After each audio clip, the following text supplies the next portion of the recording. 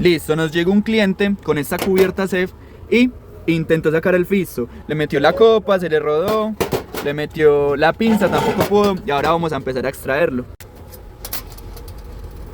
Listo, entonces ahora se procede a ampliar el hueco donde vamos a meter el extractor.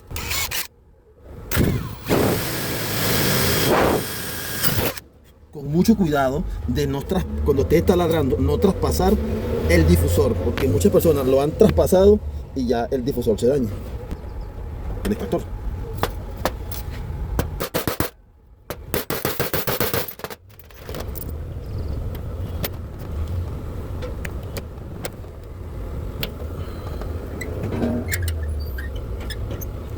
Y Ahí. perfecto, se pudo sacar, no se dañó la rosca.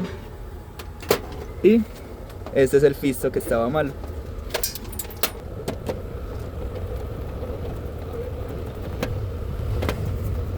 Listo.